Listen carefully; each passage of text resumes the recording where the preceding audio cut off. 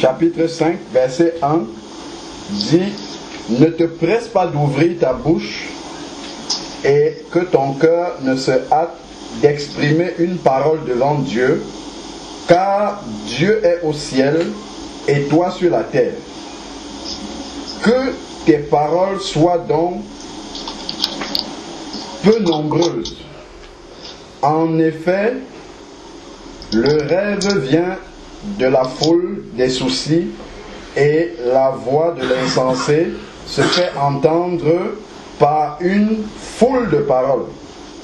Lorsque tu as fait un vœu à l'Éternel, à Dieu, donc lorsque tu ouvres la bouche pour parler à Dieu, ne tarde pas de l'accomplir. C'est pour ça qu'il dit au verset 1 de ne pas te presser à faire un vœu à l'Éternel.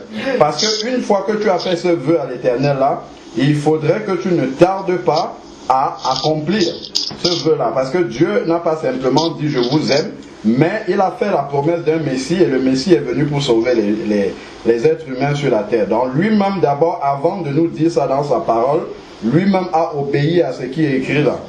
Car, je suis à la suite du verset 3, il n'y a point de faveur pour les insensés, accomplis le vœu que tu as fait. Mieux vaut pour toi de ne pas faire un vœu que d'en faire un sans l'accomplir.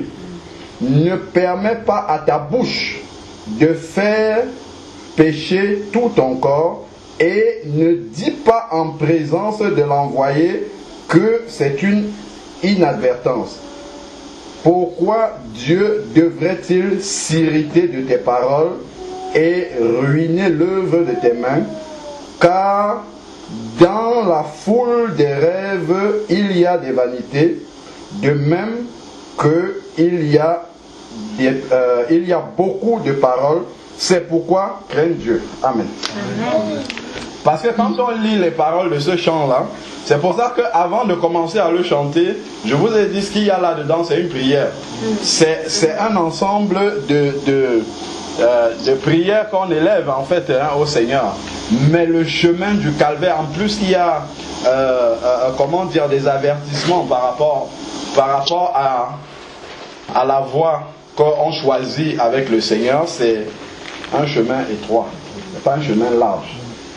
Chemin étroit, ça veut dire que sur ce chemin-là, déjà, il n'y a pas beaucoup de personnes qui peuvent être en même temps sur le chemin. Normalement, le Seigneur veut que tout le monde, sans aucune exception, soit sur ce chemin. Mais comme le Seigneur, dans sa préséance, c'est qu'il n'y a pas beaucoup de personnes qui vont être sur ce chemin-là, il annonce déjà d'avance que le chemin est étroit et périlleux. Si vous allez dans Matthieu 7, versets 13 et 14, vous allez trouver ce que nous sommes en train de dire. Il dit en fait, large est le chemin. Entrez, déjà il commence, entrez par la porte étroite. Donc, le salut de Dieu, c'est une petite porte par laquelle il faut entrer. Donc, si on est un peu costaud, on ne va pas passer par cette porte-là. Costaud, ça veut dire, on peut voir sur le plan de la chair, hein. Quand quelqu'un est costaud, qu'est-ce que ça veut dire? Ça veut dire qu'il a du superflu. Il a des graisses qui ne servent à rien. Et donc il faut perdre cela. Tout ce qui est impureté superflue qui ne glorifie pas Dieu doit d'abord sortir avant qu'on puisse passer par la porte. Donc avant de demander le salut à Dieu, avant de prier, avant de rentrer dans les eaux du baptême, la repentance est absolument indispensable. C'est cela qui enlève tout le superflu, toutes les impuretés et vous permet de passer par le chemin étroit. Sinon vous allez essayer de passer dessus, vous allez bloquer. Vous n'allez pas pouvoir passer. Donc ça c'est très très important. Il dit, entrez, je suis au verset 13 de Matthieu 7, entrez par la porte étroite, car large est la porte et spacieux est le chemin qui mène à la perdition. Et il dit, il y a beaucoup qui entrent par là. Donc beaucoup de personnes ont l'impression, je dis bien l'impression, se trompent de croire effectivement qu'ils sont dans le salut, alors qu'ils ne le sont pas. Parce qu'ils ont essayé d'entrer par une porte large. Il y a aussi des portes larges. Avec l'impression, c'est écrit paradis, mais en fait c'est faux. C'est pas vrai. c'est pas vrai que c'est le paradis. Le vrai paradis de Dieu, c'est un chemin étroit. Quand on est sur ce chemin-là, on est dans une souffrance. On sait vraiment qu'il y a un combat. Amen. S'il n'y a pas de combat dans ta marche avec le Seigneur, sache que tu as pris la porte large. Ça, c'est sûr. Tu as coupé ta croix, c'est sûr. Le vrai chemin, si Jésus lui-même est mort à la croix, il est descendu, il était dans le jardin de Gethsemane et lui-même il disait, Père, si cette coupe-là peut s'éloigner de moi, c'est pas nous qui allons entrer par la voie facile. Ça c'est sûr. Donc si tu es ou tu penses être en Christ et que ton chemin est facile, il faut avoir peur. Vraiment de ce chemin-là, aie peur. Prie, demande au Seigneur même d'envoyer les tribulations. Parce que tu en as absolument besoin. Il faut que le chemin soit vraiment étroit, resserré, que tu sentes vraiment qu'il y a un combat. C'est pas que tu vas aller t'en créer, mais c'est parce que depuis le début, il faut retourner à l'origine, voir comment tu as commencé avec le Seigneur. Si tu n'as pas commencé, parce que en fait c'est deux chemins qui sont parallèles. Hein. Vous voyez ce qu'on appelle en géométrie des chemins parallèles, c'est deux voies comme ça qui ont l'air d'aller dans la même direction mais ne vont jamais se toucher. Donc le chemin du Seigneur est là, toi tu as pris la voie étroite, tu avances comme ça et tu penses que tu es avec le Seigneur, mais en fait tu es sur un chemin parallèle, tu n'es pas sur le même. Donc jamais ton chemin ne va toucher sur celui du Seigneur, sauf si tu reviens à l'origine et tu prends l'autre voie, auquel cas tu marches sur la bonne voie.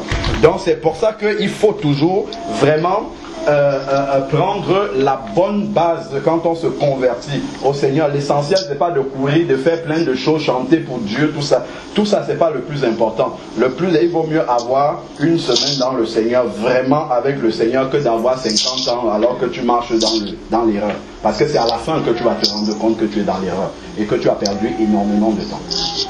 Donc il vaut mieux prendre le temps qu'il faut pour vraiment marcher sur le bon chemin. Donc il dit, il y a beaucoup de paroles très importantes. Là il dit, il faut quitter ce qu'on aime. Quitter ce qu'on aime. Qu'est-ce que ça veut dire? Ça veut dire que les personnes en qui vous avez toujours, pour qui vous avez eu beaucoup d'affection, ainsi de suite, sont des personnes que l'autre va utiliser pour se mettre sur votre chemin. Là, il faut faire très attention. Parce que, en fait, ces personnes-là, en général, c'est pas que ces personnes-là vous veulent du mal. En fait, ces personnes-là pensent vous vouloir du bien. Mais seulement si l'amour de quelqu'un n'est pas inspiré par Dieu, en fait, ça va vous faire beaucoup de mal. Parce que c'est un amour humain. Et l'amour humain est inspiré par l'autre. Et il va vous amener ainsi dans l'erreur. Donc vous allez voir, lorsque la transformation va commencer dans votre vie, les gens qui sont autour de vous, qui vont voir vraiment cette transformation-là arriver, vont commencer à vous mettre, d'abord à s'inquiéter. C'est d'abord ça. Ils vont s'inquiéter pour vous. Pourtant, on ne doit pas s'inquiéter. C'est Dieu qui est en train de faire le travail, mais ils sont en train de s'inquiéter. Les seules personnes qui ne vont pas s'inquiéter pour vous, c'est ceux qui sont aussi sur le chemin étroit. Eux, ils ne vont pas s'inquiéter pour vous parce qu'ils savent qu'il faut passer par là. Donc, ceux qui vont s'inquiéter pour vous, et souvent, c'est ceux-mêmes qui sont sur le chemin large, qui vont beaucoup s'inquiéter pour vous. Parce qu'ils ne comprennent pas. Ils se disent, mais pourquoi toi tu es comme ça? Qu'est-ce que tu es en train de faire? Pourquoi tu vas sur cette voie-là? Donc, il faut faire très attention à ça, prier simplement pour que le Seigneur vous donne, comment dire, la grâce de rester sur ce chemin étroit. Quand vous prenez les lettres, dans le livre de l'Apocalypse, il y a 7 lettres aux différentes églises. À chaque fois, qu'est-ce que le Seigneur dit? Il dit, à celui qui vaincra, je donnerai ceci. À celui qui vaincra. Penses-tu donc que tu peux vaincre sans avoir combattu? Pas du tout. Si la voie était simple, et qu'à la fin on te donne une couronne, toi-même tu penseras que est-ce qu'il y a quelque chose d'incohérent là-dedans? Non, il y a un combat. Il dit, quitter ce qu'on aime. C'est pas quitter physiquement forcément, mais c'est que dans le cœur, il faut faire le choix. Les personnes qu'on aime souvent vont vouloir nous dire, voilà ce que tu devrais faire. Toi, tu ne dois pas dire, c'est ça que je dois faire. Je fais ce que Dieu me demande de faire. Et dans la plupart des cas, ça va vous coûter cher de faire ce choix. Ça peut même vous coûter d'être mis en quarantaine, de la famille. Puisqu'on parle de la famille, ce qu'on aime souvent, c'est tout près. on va vous mettre en quarantaine, mais bon, gloire à Dieu. Parce que souvent, quand les personnes se convertissent, elles pensent que le fait justement de faire des compromis avec la famille, c'est une façon d'aimer la famille, pas du tout. Quand Dieu te prend quelque part, avant que tu ne deviennes la lumière de cette famille-là, il te sort d'abord de là, il t'amène ailleurs, il te forme, comme Moïse, hein, il a sorti Moïse du milieu de l'Égypte, il t'amène ailleurs, il te forme et quand tu es prêt, il te renvoie. Mais si il te laisse, si tu restes là comme ça au milieu du compromis, tu n'as pas encore les bases pour t'aider, tu vas tomber. C'est eux qui vont avoir raison sur toi. Je prends souvent le cas d'un frère qui donnait les statistiques des sœurs surtout. Les sœurs chrétiennes qui disent que, bon, elles sont, comment dire, amoureuses de quelqu'un qui n'est pas converti.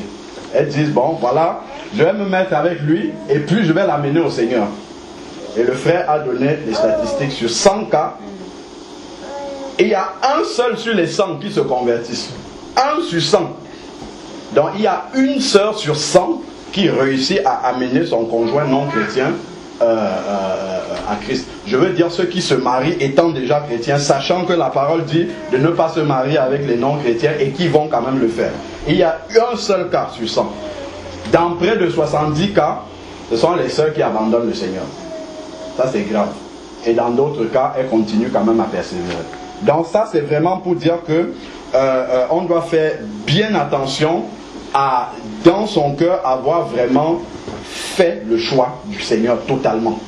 Totalement, quel que soit le prix à payer, quelles que soient les tribulations. On ne va pas se mettre à imposer ça, c'est-à-dire que de façon verbale, non, on va dire des choses aux gens calmement, mais rester centré sur ce que le Seigneur nous dit. Savoir être mal jugé, les gens vont dire plein de choses sur vous, vous êtes dans une secte, vous êtes ci, vous êtes ça, il faut avaler.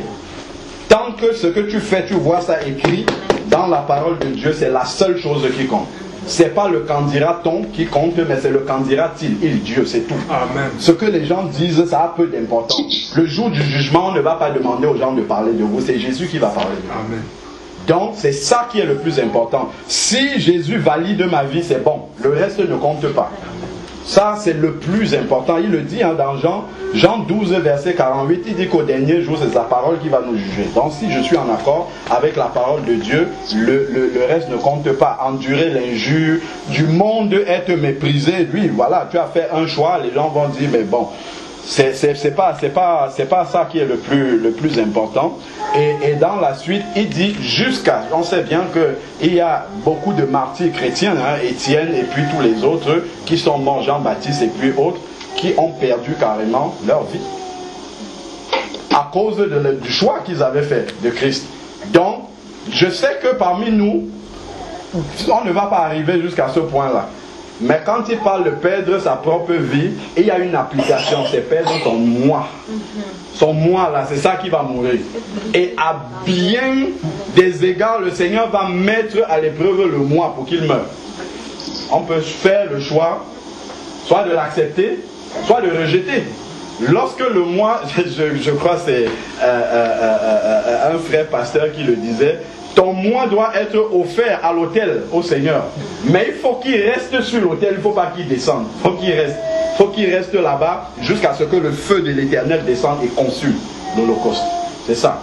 Si l'Holocauste descend de l'autel, ce n'est plus une offrande au Seigneur. Donc le moi va être mis à l'épreuve. Tant qu'il n'est pas mort complètement, il sera toujours mis à l'épreuve. Donc c'est ça, perdre sa propre vie. Perdre son ego. Perdre vraiment, comment dire, son amour propre même. Ça va être mis à l'épreuve, il faut que ça tombe. Parce que si ça ne tombe pas, tu ne peux pas être un disciple de Jésus. C'est ce qu'il dit dans Matthieu 16, verset 24. Il dit, si quelqu'un attend, allons-y, lisons-le. Et ça, c'est très marquant, hein, parce qu'il y avait une grande foule qui suivait Jésus. Il y avait une foule qui était là. Alors, Jésus dit à ses disciples, si quelqu'un veut venir après moi, qu'il renonce à lui-même. Donc voilà d'abord la première chose. Donc même déjà au stade de la repentance, tu es en train de manifester au Seigneur ton désir de le suivre. Donc déjà à ce niveau-là, tu dois dire, Seigneur, je renonce à moi-même. C'est-à-dire que tu ne vas plus te poser de questions sur qu'est-ce que moi je vais faire, moi ceci, moi c'est ça, le moi, ça tu vas mourir directement.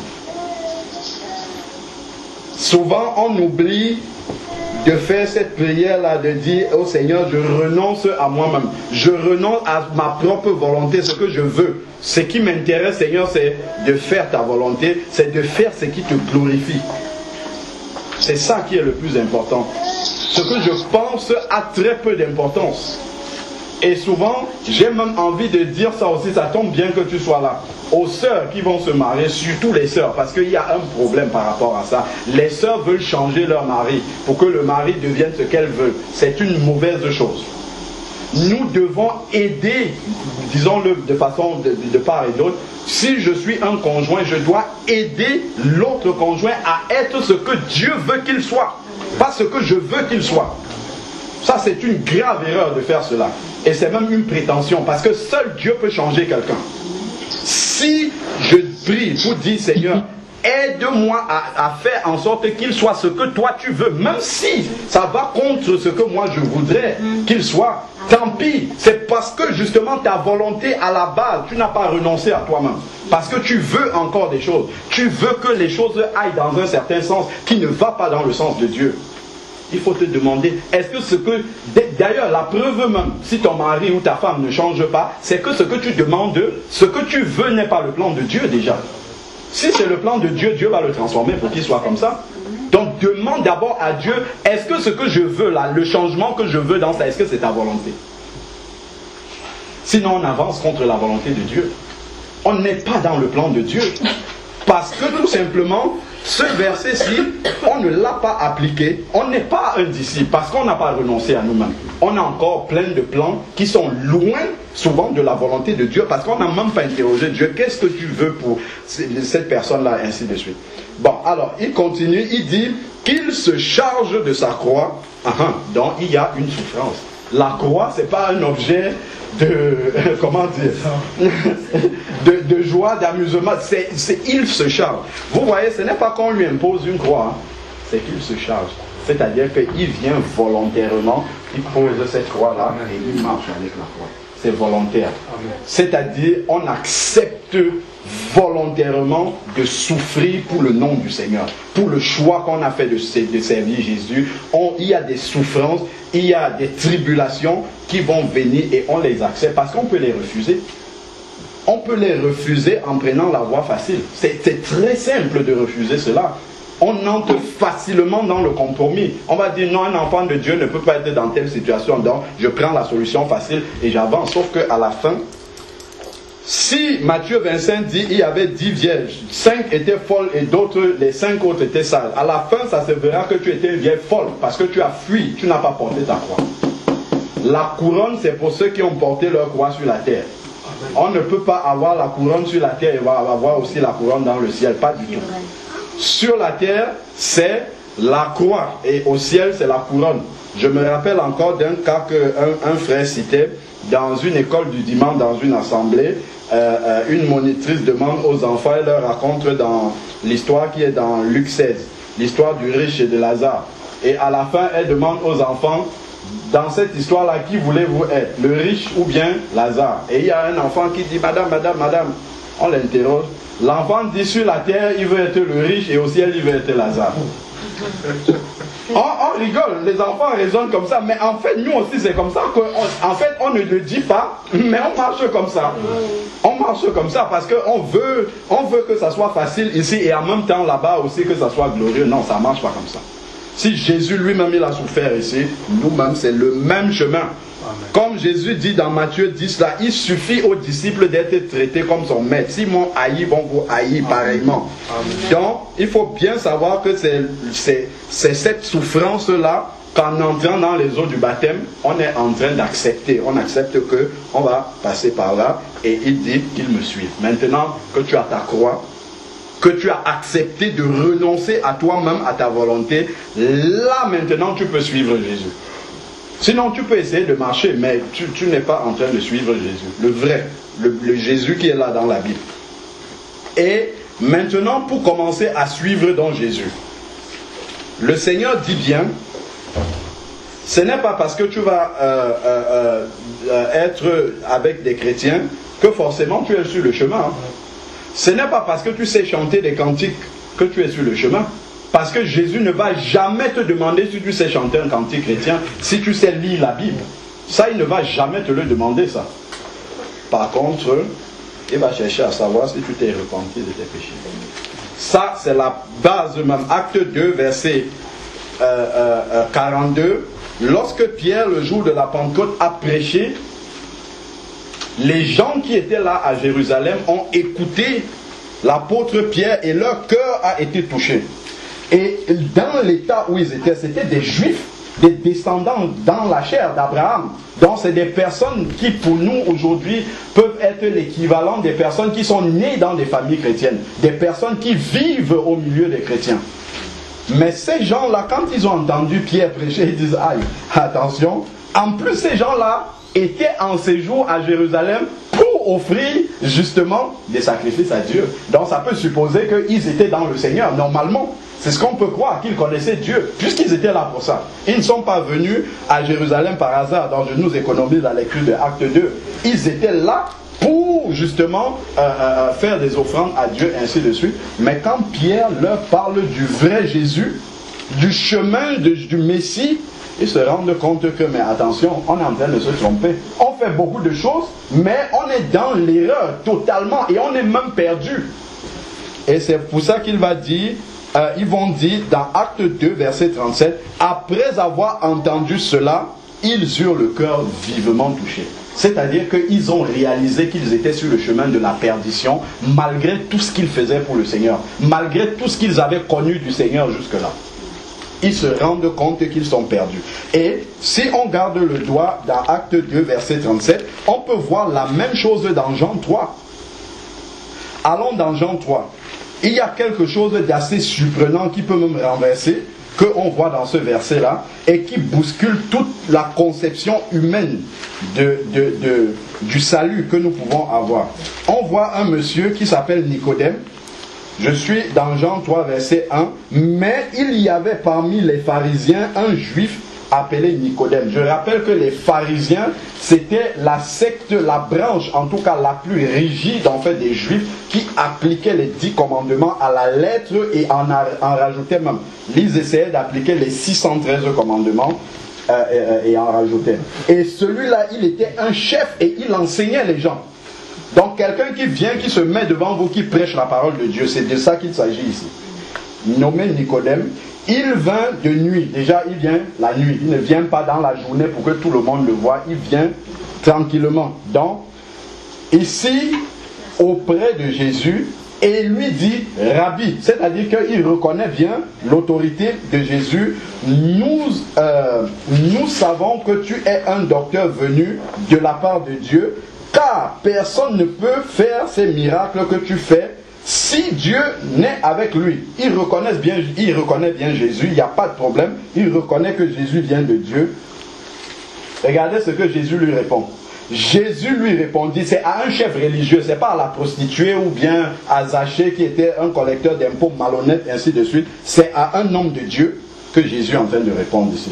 Jésus lui dit, en vérité, je te le dis. Donc là, c'est un message personnel pour toi, Nicodème, pour toi qui crois connaître Dieu, pour toi qui penses tellement connaître Dieu que tu enseignes ça à d'autres personnes. C'est à lui qu'il est en train de parler. Il dit ici, en vérité, je te le dis, si un homme ne naît de nouveau, il ne peut voir. C'est-à-dire qu'il ne peut même pas se mettre à distance et voir le royaume des cieux. C'est-à-dire qu'il n'est pas sur le chemin du tout. Il n'a même pas encore commencé à marcher vers ce chemin. S'il ne naît de nouveau. Et c'est à un homme bien religieux qui connaît chanter les cantiques, qui va à l'église, je ramène ça dans notre langage d'aujourd'hui, qui va à l'église, qui lit la Bible, qui explique la Bible aux gens. C'est à lui que Jésus dit, il faut que tu naisses de nouveau. Sinon, tu ne peux voir le royaume des dieux. Donc, lorsque quelqu'un doit rencontrer le Seigneur, parce que nous tous, nous sommes amenés à rencontrer le Seigneur, comme nous dit Hébreux 9, verset 27, il est réservé aux hommes de mourir une seule fois, après quoi vient le jugement. Donc nous tous, nous allons y passer. Lorsque ça viendra, la toute première chose que le Seigneur veut savoir, c'est si tu es né de nouveau, réellement. Si tu n'es pas né de nouveau, tu ne vas même pas voir Jésus, c'est ce qu'il dit là. Tu ne vas même pas le voir. Donc directement, tu vas prendre le chemin parallèle. Et ça, Luc 16 nous parle bien de ça. Oui, il y a l'homme riche et puis Lazare. Lorsqu'ils sont morts, les anges sont venus prendre Lazare et puis le riche est parti dans le feu éternel. C'est direct comme ça, immédiatement, la séparation est faite. Donc, il dit ici, tu ne peux voir le royaume des cieux. Et voilà Nicodème, l'enseignant de la parole de Dieu, qui est tellement étonné par cette parole. Nicodème lui dit, comment un homme peut-il naître quand il est vieux? Peut-il une seconde fois entrer dans le sein de sa mère et naître? Et ça, on comprend bien que justement, Nicodème n'était pas né de nouveau. Pourquoi? Parce que Jésus lui parle le langage de l'esprit et lui parle le langage humain de la chair. Donc seul, comme la Bible dit, l'esprit peut recevoir les choses de l'esprit. Donc lui, il est charnel, il n'a pas l'esprit de Dieu en lui et il ne le sait même pas. Et ça, c'est le pire. C'est comment dire, de penser être dans le Seigneur alors qu'on ne l'est pas. De penser être dans la course alors qu'on n'est même pas parti. On a donné le signal, les gens sont en train de partir, nous on n'est même pas encore parti, mais on pense qu'on est déjà vers l'arrivée. Ça c'est vraiment, c'est dramatique. Hein? Donc il vaut mieux, si le Seigneur nous interpelle là-dessus, revenir à l'origine et se demander, Seigneur, au fait, comment t'ai-je rencontré? Est-ce que j'ai fait vraiment une rencontre personnelle avec toi? Ou est-ce que j'ai simplement suivi la masse des personnes qui étaient autour de moi, qui m'ont parlé de Jésus, ok, je suis rentré là-dedans comme ça, sans même avoir pris le temps de réellement faire cette rencontre personnelle avec toi avant d'avancer. Si vous rencontrez, j'ai l'habitude de le dire, deux personnes sur la route qui sont en train de faire chemin ensemble, c'est parce qu'à un moment donné, elles ont eu un point de rencontre. Elles ont dit, ah, toi tu vas où, moi je vais là-bas, et ainsi. Oh, ok, on fait le chemin ensemble. Mais s'il n'y a pas eu cette rencontre-là, nous sommes dans le vide. Complètement dans le vide, et y compris Nicodème. Donc, et ça, c'est un bon exemple pour nous dire qu'il ne suffit pas d'aller à l'église, de faire les prières, tout ça là, ça ne sert à rien si on n'a pas rencontré Jésus. Ça ne sert vraiment à rien du tout. Alors, Jésus lui répondit, en vérité, je suis au verset 5, je te le dis, si un homme ne naît d'eau et d'esprit, il ne peut entrer dans le royaume de Dieu encore une deuxième fois. Donc, il faut passer réellement dans cette naissance spirituelle. Donc, je continue. Verset 6, il dit, ce qui est né de la chair est chair, et ce qui est né de l'esprit est esprit. Qu'est-ce que ça veut dire? Ça veut dire que si tes parents, par exemple, sont convertis, ça, tu ne peux pas, par ce lien charnel-là, dire que, bon, comme mon père ou ma mère est chrétienne, et que j'ai grandi dans cet environnement-là, moi aussi je le suis naturellement, parce que je prie avec eux, je chante avec eux, je vais au culte avec eux, ou ma tante, ou bien je ne sais pas quel membre de la famille. En tout cas, ça ne s'hérite pas par la chair. Il faut une rencontre personnelle, individuelle. Quand on voit Abraham, Abraham c'était un enfant de Dieu. Isaac, son fils, n'était pas un petit-fils de Dieu, pas du tout. Il n'y a pas de relation comme ça humaine là-dedans. Isaac était aussi un enfant de Dieu, c'est-à-dire qu'il avait une connexion directe avec Dieu. Pour ceux qui font l'informatique, le papa n'est pas un routeur par lequel les gens vont se connecter au Seigneur. Pas du tout. Tu dois avoir ta connexion directe avec Dieu. À Jacob également, c'était un enfant de Dieu, pas un arrière-petit-fils de Dieu par rapport à Abraham, pas du tout. Il faut vraiment cette connexion directe là-dedans, naître de l'esprit, rencontrer véritablement Dieu. Et nous voyons bien au verset 10 que Jésus rappelle bien qu'il connaît l'identité de celui à qui il parle. Ce n'est pas qu'il s'est trompé sur son identité. Il dit ici à Nicodème au verset 10, tu es le docteur. Ce n'est pas un docteur, c'est tu es le docteur. C'est-à-dire que c'est quelqu'un qui était connu justement en Israël parce qu'il était un éminent prédicateur de la parole de Dieu. Et c'est à lui que Jésus parle. Et ça va nous enseigner beaucoup de choses. Tu es le docteur en Israël, mais tu ne connais pas ces choses-là. Alors, es-tu repenti? Donc si aujourd'hui là, si aujourd'hui tu meurs et que tu rencontres Dieu, voilà ce qu'il va d'abord commencer à examiner. Il va te dire, verset 38, acte 2, verset 38, Pierre leur dit, repentez-vous. Ça, ce sont les gens qui ont écouté la prédication de Pierre et qui se sont rendus compte qu'ils sont sur le chemin de l'enfer. Il faut le dire clairement comme ça. Pierre leur dit, repentez-vous. Première chose, se repentir, c'est-à-dire enlever ce superflu-là qui va nous permettre de passer par le chemin étroit. Et se repentir, c'est quoi? C'est Proverbe 28, verset 13, qui nous dit, celui qui cache ses transgressions ne prospère pas, mais celui qui les confesse et qui les délaisse. C'est ça la repentance. Dis à Dieu ce qu'on a fait de mal, mais ne pas s'arrêter là. Prendre la décision devant Dieu de couper radicalement avec cela et arrêter de faire ça. Si tu n'as pas fait cela, ça veut dire que tu ne connais pas Dieu.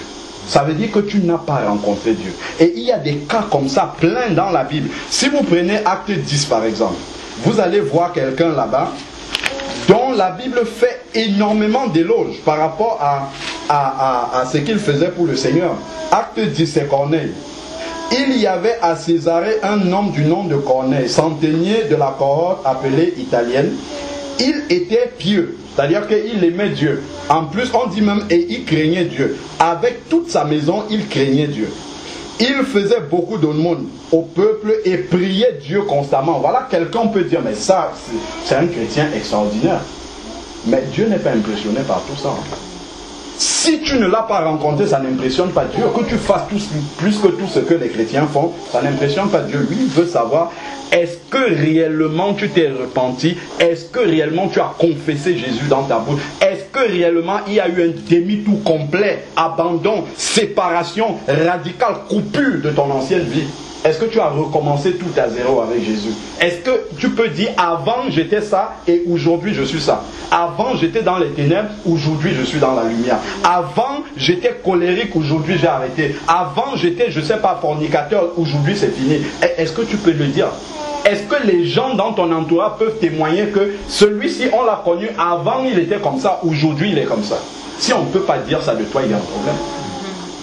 S'il n'y a pas eu cette transformation-là, si les gens à côté ne peuvent... Je vous rappelle que dans Acte 11, verset 26, c'est là où pour la première fois, le mot chrétien est sorti. Mais on ne le disait pas, ce n'étaient pas les disciples qui s'appelaient chrétiens au début entre eux.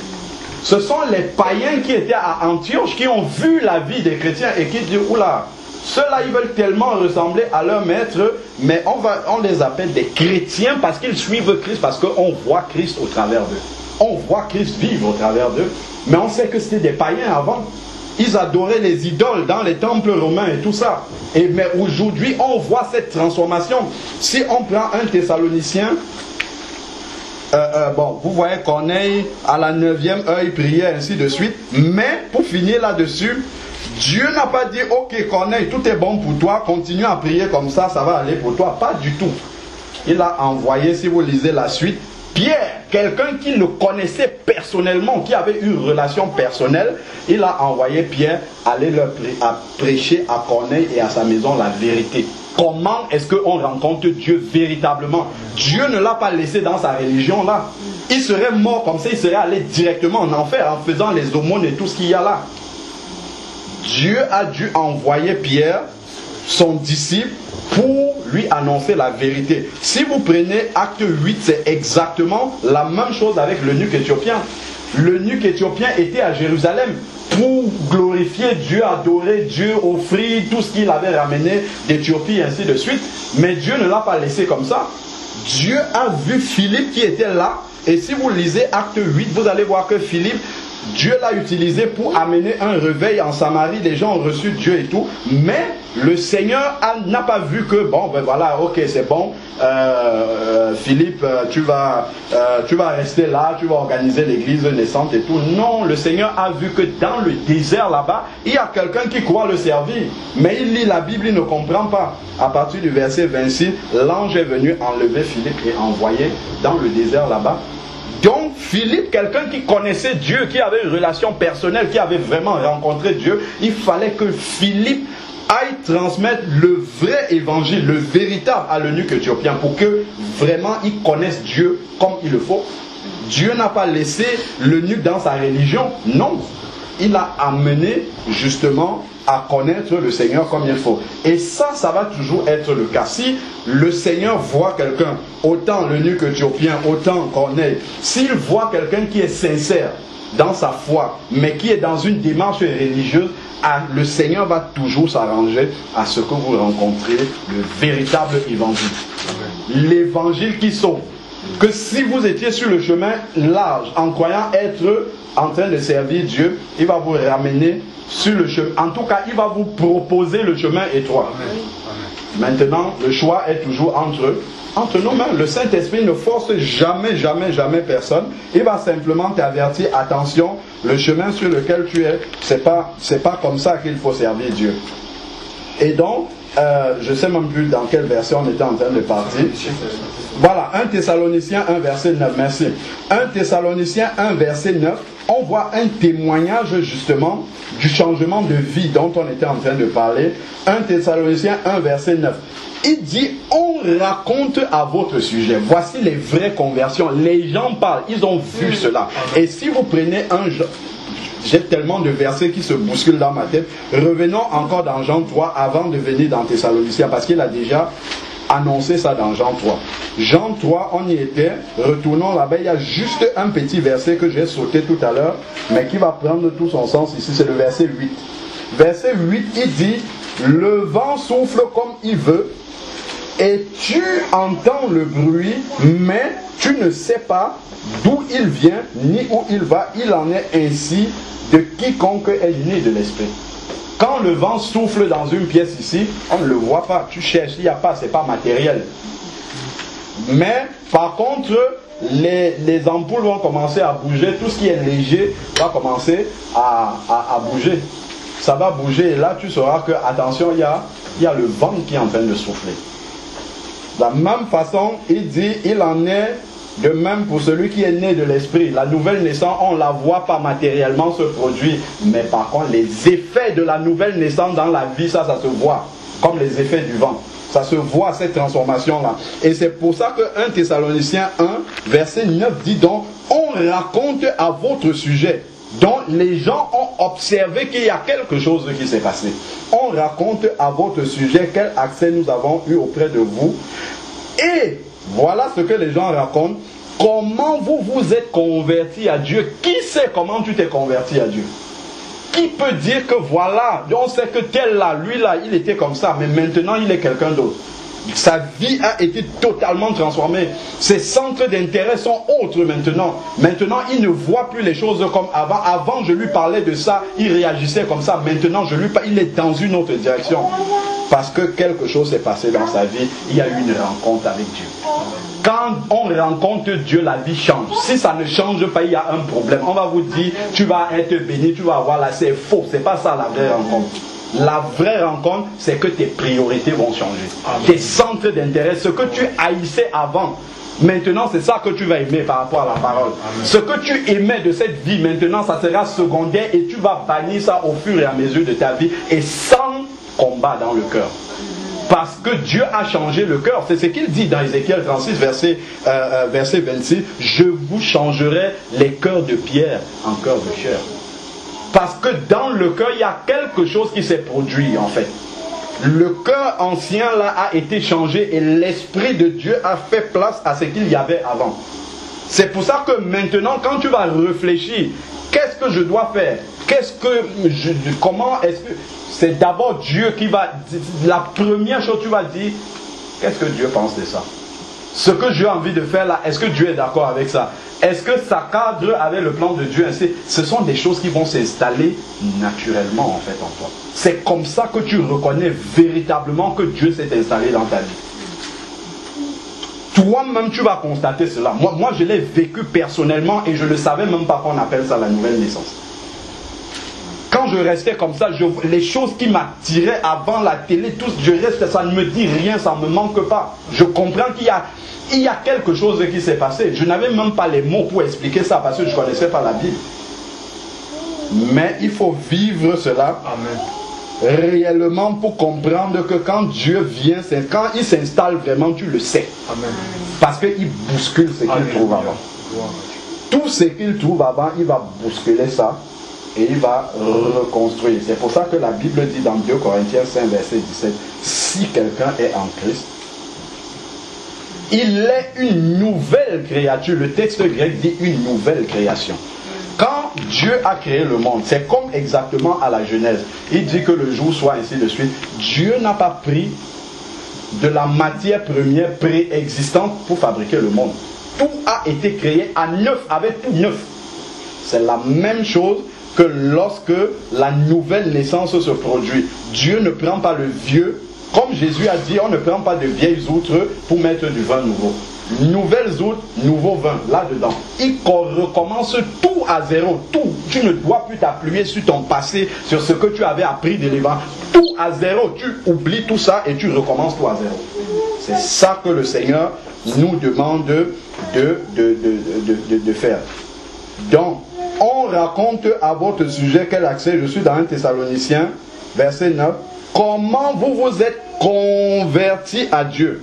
La conversion, c'est un changement de direction. C'est un demi-tour complet. Avant, quand tu nais, l'enfant naît le dos tourné à Dieu. Donc, il avance en sens opposé à Dieu. Dieu est dans son dos. C'est comme ça que quand quelqu'un vient au monde, il naît en fait. Parce qu'il naît avec l'ADN de Adam, en fait. Il a la nature adamique en lui qui est une nature de péché. L'enfant, si l'enfant fait une bêtise, tu veux le taper, s'il parle déjà, il va essayer de se défendre. Il peut me mentir, mais qui lui a appris à mentir? Qui lui a appris ça? C'est en lui, en fait. Il est né avec ça. Parce qu'il a hérité du péché. C'est naturel, c'est en lui. Mais lorsque maintenant, il grandira et qu'il rencontrera Dieu, à ce moment-là, lui qui marchait comme ça, opposé à Dieu, il va faire un demi-tour complet. Maintenant, il va aller vers Dieu. C'est ça vraiment la conversion. Se convertir, c'est un demi-tour complet, 180 degrés, tu changes de direction. Complètement. Et ça se voit parce qu'on le raconte ici. Alors, comment vous êtes convertis à Dieu? En vous détournant. Voilà la conversion. Se détourner de sa direction d'avant pour se tourner vers Dieu. Se détourner. Tu dois te détourner de quelque chose. Quand Jésus a rencontré chacun de ses disciples, qu'est-ce qu'il leur a dit? À chaque fois qu'il rencontrait un disciple, il dit, toi, suis-moi. Ça veut dire quoi? Ce que tu faisais là, tu laisses toute la vie d'avant là et tu laisses tout ça là où c'était et tu suis Jésus. Ce n'est pas, je prends. Il y a un d'ailleurs qui a demandé s'il pouvait aller faire quelque chose. Il a dit, est-ce que tu me permets d'aller ensevelir mon... Il a dit, laisse les morts enterrer leur... Même ça, laisse tout ça, ça ne sert plus à rien maintenant. Maintenant que Jésus est venu, c'est lui qui va te donner la priorité des choses. S'il faut que tu ailles enterrer, je ne sais pas qui, il t'enverra le faire là-bas. Parce qu'il va t'utiliser. Ce n'est plus ça, ce n'est plus ça qui est la priorité de ta vie. Y compris même l'enterrement, là, même ça, il te dit ça, ce n'est plus la priorité. Toi, ta priorité, maintenant que tu m'as rencontré, c'est de me suivre. C'est de faire ce que j'ai prévu pour ta vie. C'est d'entrer dans le plan éternel que j'avais pour ta vie. Parce que quand un enfant vient comme ça au monde, Dieu a un plan parfait pour sa vie. Mais il faut qu'il rencontre justement le Seigneur à un moment donné de sa vie pour que ce plan-là entre à exécution. Mais tant qu'il n'a pas rencontré le Seigneur, il est à côté du plan. Il vit une vie totalement, éloignée de ce que Dieu avait prévu pour lui. Donc, dès que tu rencontres le Seigneur, ce plan-là va commencer. Tu laisses tout ce qu'il y avait, tu déposes tout et tu pars.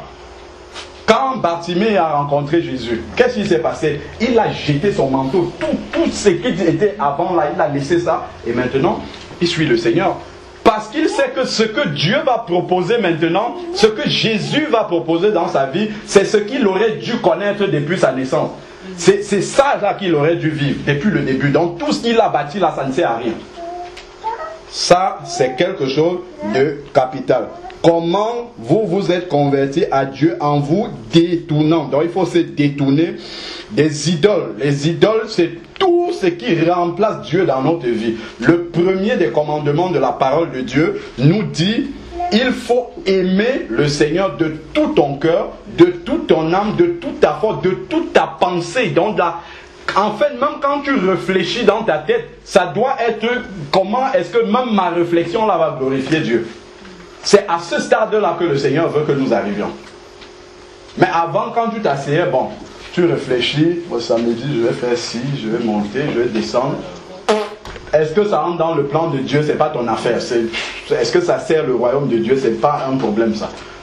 Si tu réfléchis encore comme ça aujourd'hui, c'est que ta conversion n'est pas complète. C'est qu'il y a quelque chose d'essentiel qui manque à ta conversion. Parce que la conversion, dans ce mot-là, ça veut dire vraiment changer de direction et suivre une unique direction. C'est-à-dire que toute ta pensée est centrée sur la nouvelle direction. On ne peut pas suivre, lui-même il a dit, on ne suit pas 2 mètres. La pensée est centrée maintenant. Si dans ce que tu fais chaque jour, tu n'es pas en train de te préparer pour l'enlèvement, c'est que tu vis une vie qui ne glorifie pas Dieu. Voilà l'objectif de la vie là. Si tu es encore là sur la terre, c'est que tu sois prêt. Quand si la trompette sonne, que tu entendes et que tu parles. Si tu vis pour autre chose, c'est que tu t'accroches, c'est que l'autre a déjà commencé justement comment dire, parce qu'il est venu voir Jésus, lui a proposé les royaumes de la terre, il lui a proposé plein de choses qui sont sur la terre ici. Donc si tes yeux sont centrés sur les choses qui sont sur la terre, je me dis, il y a des priorités, il y a des choses qu'on doit faire ici, hein. Mais si dans ton cœur c'est une priorité, c'est que là il y a un problème. Je ne dis pas qu'il ne faut pas les faire, il y a des obligations, tu dois payer les factures, tu dois faire ci, celle-ci, il faut le faire. Mais je dis, si dans ta tête tu es centré là-dessus, que ton cerveau, ton temps de réflexion est uniquement centré là-dessus, c'est que tu es en train de prendre un chemin et l'autre est déjà en train de t'entraîner justement là-dedans, pour que tu restes dedans. Donc attention, la conversion c'est vraiment un changement de direction pour servir le Dieu vivant et vrai. Et vous voyez ce qu'il dit. Maintenant que tu es converti, maintenant que tu as laissé derrière ta vie passée, maintenant que tu es en Christ, verset 10 te dit quelle est la priorité de ta vie et d'attendre des cieux son Fils. C'est de te préparer à cela maintenant, te préparer à la rencontre avec Dieu. C'est ça qui est ton nouvel objectif maintenant sur la terre. Amen. Et bien évidemment, pour atteindre cet objectif-là, il y a différentes choses. Tu dois faire des disciples, tu dois ainsi de suite, tu dois entrer dans le plan de Dieu. Ta vie doit être centrée sur l'accomplissement du plan de Dieu dans ta vie. Ça doit être ça maintenant qui régit toute ta pensée. Quand tu te lèves le matin, c'est ça que tu dois te dire. Seigneur, maintenant je n'ai plus une vie inutile. Si tu m'as sauvé, c'est pour que je sois utile maintenant. Avant, ma vie ne servait à rien. Ça servait à remplir les intérêts de la terre. Et des choses qui ne peuvent pas monter au ciel. Maintenant là, que je suis sauvé, Seigneur, tu veux que dans ma vie ici sur la terre, que je puisse te glorifier. Donc, se repentir totalement, se débarrasser de cette vie passée-là, et maintenant, de confesser, comme dit Romains 10, verset 9, celui qui confesse de sa bouche, ça doit sortir de ta bouche, Seigneur, je t'accepte. Je te reçois dans ma vie comme Seigneur et Sauveur. Sauveur parce que tu es mort à la croix pour moi. Tu as pris ma place là-bas. Parce que, attention, il y a Romains 6, verset 23, qui dit le salaire du péché. Un seul péché dans ta vie suffit à ne pas aller au ciel. Un seul. Parce que le ciel est le trône de Dieu, l'habitation de Dieu. Et le ciel est totalement pur. Donc si tu viens dans le ciel avec un seul péché, tu vas souiller le ciel. Et il ne sera plus pur. C'est pour ça que la question du péché, il faut régler ça entièrement quand on est sur la terre. Marc 2, verset 10 dit, le Fils de l'homme a le pouvoir de pardonner les péchés sur la terre. Dès que tu parles de la terre, c'est fini. On a trompé les gens en leur disant que le purgatoire existe, c'est un endroit intermédiaire où les limbes pour les enfants, où ils vont partir à temps. Il n'y a pas ça, ça n'existe pas. La Bible dit il est réservé aux hommes de mourir une seule fois, après quoi vient le jugement. Et Jésus a donné un exemple clair, c'est dans Luc 16, à partir du verset 19 je crois, l'homme riche et Lazare. On voit vraiment qu'est-ce qui se passe après la mort.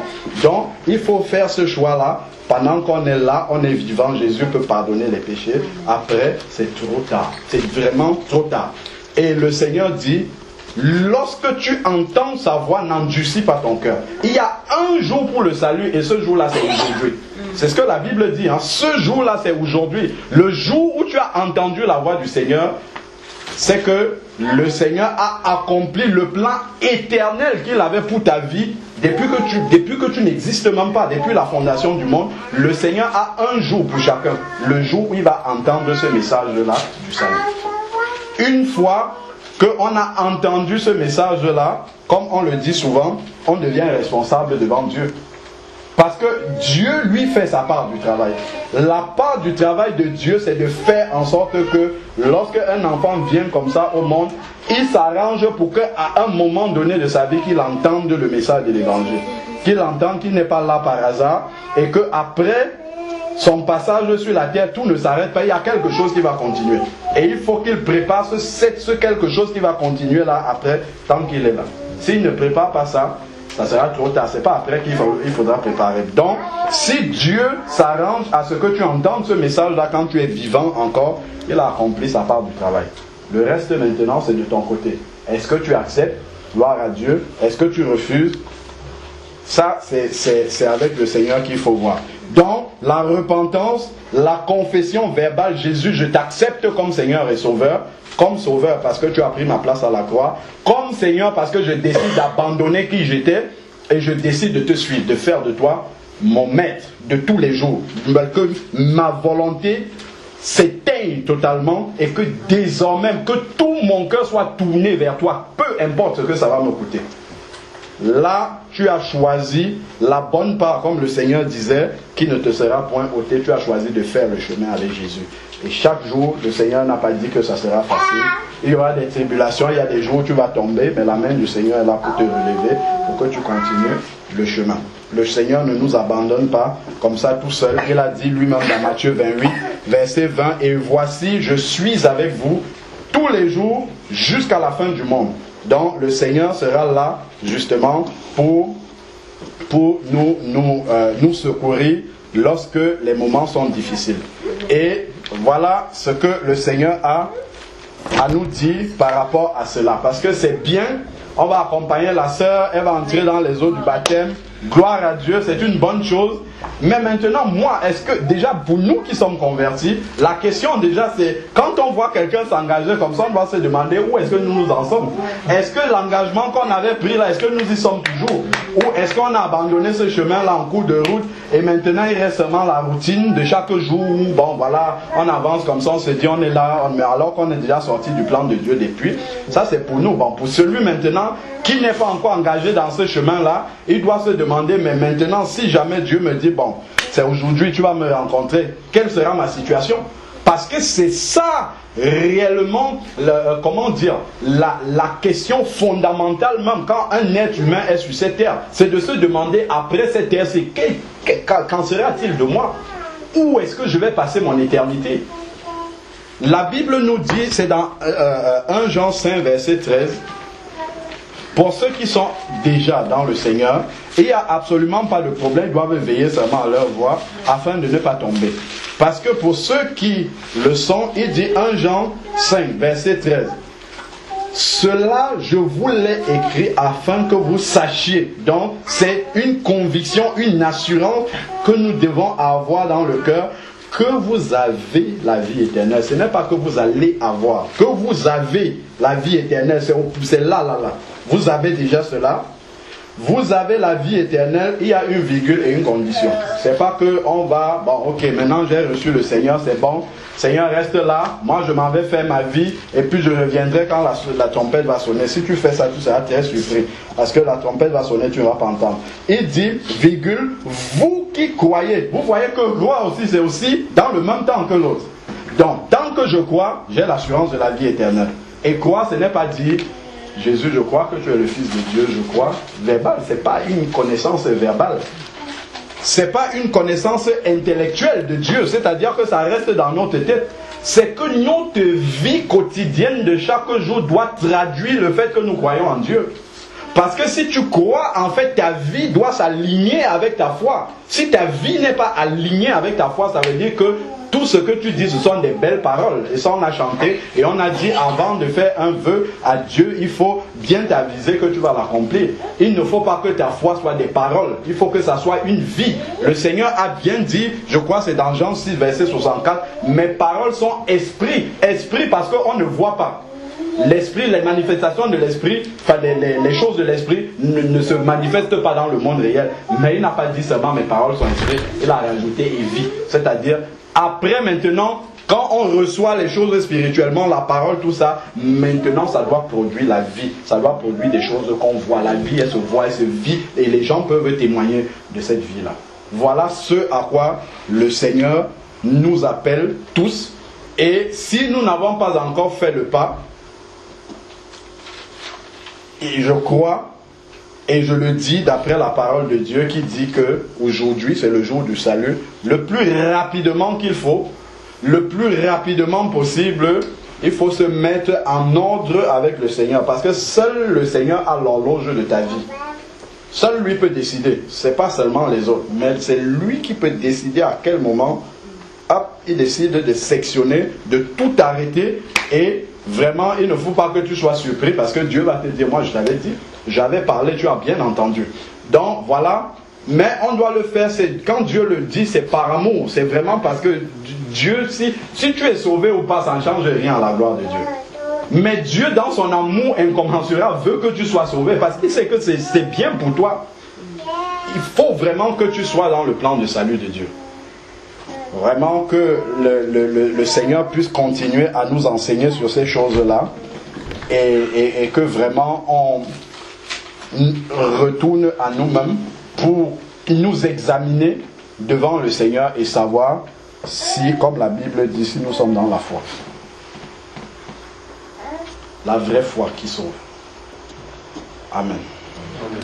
Seigneur Père, nous voulons te bénir encore pour ces quelques paroles que tu nous as donné de partager. Éternel Dieu, tu connais chacun d'entre nous. Tu connais nos situations avec toi, Seigneur Père. Tu sais si nous sommes dans la foi ou pas. Et nous savons, Seigneur Père, que tu veux nous révéler cela à chacun d'entre nous.